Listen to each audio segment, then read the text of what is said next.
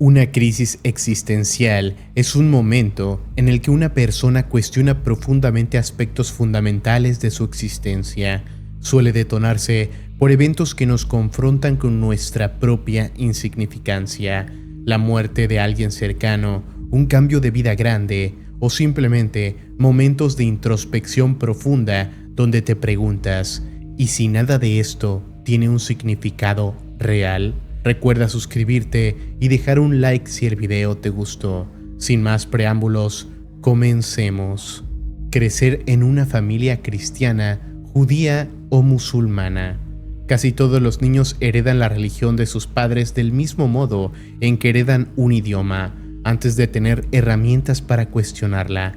Los psicólogos del desarrollo han documentado que la identidad religiosa de los adolescentes suele parecerse mucho a la de su familia, y aunque muchos cuestionan costumbres o prácticas puntuales, pocos llegan a rechazar por completo la religión en la que crecieron. Hay un concepto específico para esto en la psicología del desarrollo, y se llama estado de identidad cerrada, propuesto por el psicólogo James Marcia, como extensión de la teoría de Erik Erikson. Describe el compromiso prematuro con una identidad sin haber explorado antes otras opciones. Es decir, la persona decide quién es, antes de haber tenido la oportunidad real de dudarlo. Este tipo de identidad heredada puede sostenerse durante años, incluso décadas, sin fisuras aparentes. Suele sentirse estable durante mucho tiempo hasta que llega una crisis, y entonces las posibilidades nunca vividas exigen atención. Cuando eso pasa, aparece la pregunta incómoda: ¿qué da origen a esta crisis existencial? Si hubiera nacido en otro país, con otra familia, ¿tendría otra fe absoluta y otra certeza total sobre el más allá? Esto no es solo un argumento retórico de ateos de internet. Es, en el fondo, el mismo fenómeno que estudian los psicólogos del desarrollo. Una creencia adoptada sin exploración no es lo mismo que una creencia elegida. Los síntomas documentados incluyen, a nivel cognitivo, confusión, dificultad para tomar decisiones, baja autoestima, pensamiento de todo o nada y perfeccionismo. Y a nivel emocional, depresión, ansiedad, ira, duelo y pérdida del sentido. A nivel social, muchas personas describen pérdida de su red social, ruptura familiar y una sensación de pez fuera del agua, al no conocer referentes básicos de la cultura secular. Ser ateo. Esta crisis es casi el espejo de la anterior, pero no es lo mismo perder una creencia que vivir sin haber tenido una nunca. En ambos casos, el resultado técnico es el mismo: una persona sin un sistema religioso que le entregue ya armadas las respuestas sobre el propósito de la vida, la moral y la muerte. La diferencia es la ausencia de un sistema de creencias. No es por sí sola un vacío, es una tarea, y ahí es donde empieza el conflicto psicológico. Hay una teoría central en psicología para explicar esto: la teoría del manejo del terror. Según esta teoría, las personas sostienen su ansiedad existencial mediante un sistema amortiguador compuesto por la fe en una cosmovisión cultural y la autoestima que viene de vivir según los valores de esa cosmovisión. La religión, tradicionalmente, no ha sido el amortiguador más eficiente que existe. Te da una cosmovisión completa y una promesa literal de inmortalidad al mismo tiempo. Esta es la clave para entender la crisis atea. Cuando alguien no tiene un sistema o lo rechaza conscientemente, no pierde solo una idea, pierde parte del amortiguador que, según esta teoría, evolucionamos para necesitar.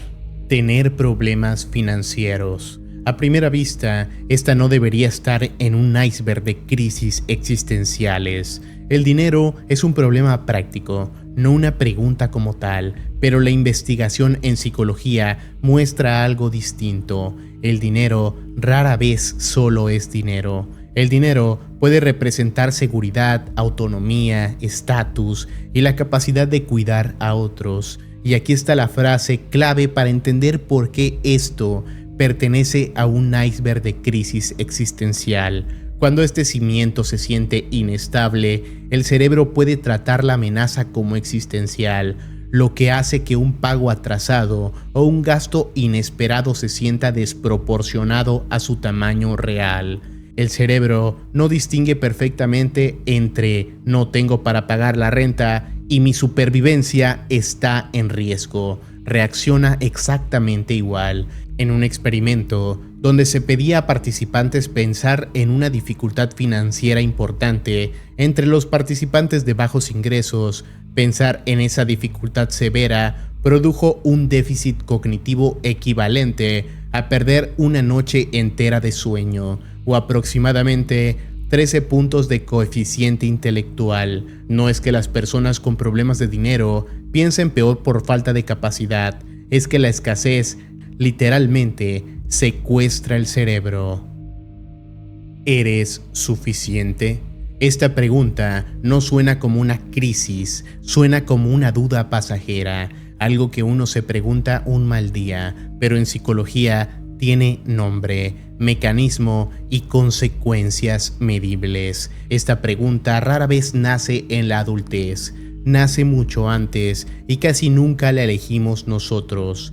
El psicólogo humanista Carl Rogers lo explicó en 1959 con un concepto llamado condiciones de valía. Su planteamiento, el afecto condicional en la infancia, puede convertirse en condiciones de valía en la adultez, donde la autoestima de una persona depende fuertemente de cumplir ciertos estándares o expectativas. Esto ocurre cuando la aprobación de los padres o figuras significativas no es incondicional. Una condición de valía surge cuando el afecto positivo de otra persona es condicional, cuando el individuo siente que en algunos aspectos es valorado y en otros no. No es que la persona decida un día mi valor depende de mis logros, es que ese cálculo se instala antes del lenguaje, de forma silenciosa y después opera en piloto automático. La diferencia entre esto y una simple inseguridad es la siguiente. Una inseguridad dice, no soy bueno en tal cosa. Esta crisis dice, no sé si tengo derecho a existir con valor si no soy bueno en esta cosa. Y ahí es donde el problema deja de ser sobre una habilidad puntual y se convierte en una pregunta sobre el derecho mismo a ser aceptado, tal como se es.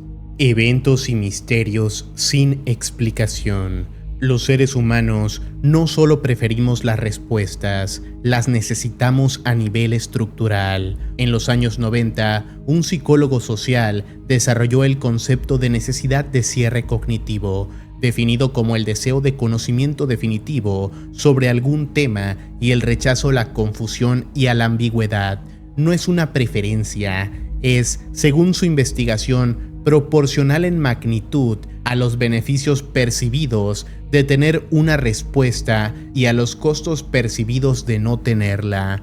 Cuando un evento se resiste activamente a la explicación, el cierre cognitivo nunca llega, y ahí es donde el cerebro empieza a generar una respuesta que ya no es curiosidad, sino algo más parecido al miedo.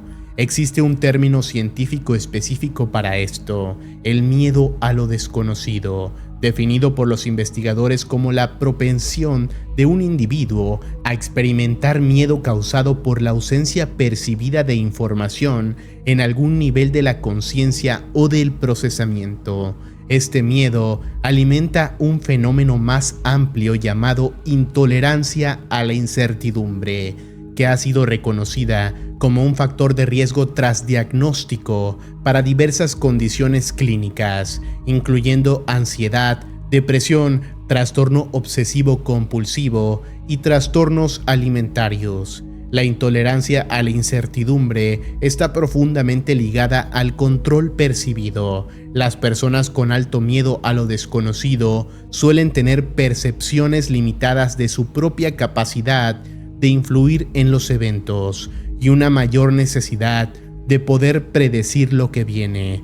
La diferencia entre curiosidad y crisis existencial es esta. La curiosidad se pregunta, ¿qué pasó ahí? La crisis existencial pregunta, si eso no se puede explicar, ¿qué más no puedo explicar? ¿Qué tan sólido es, en realidad, todo lo que doy por sentado?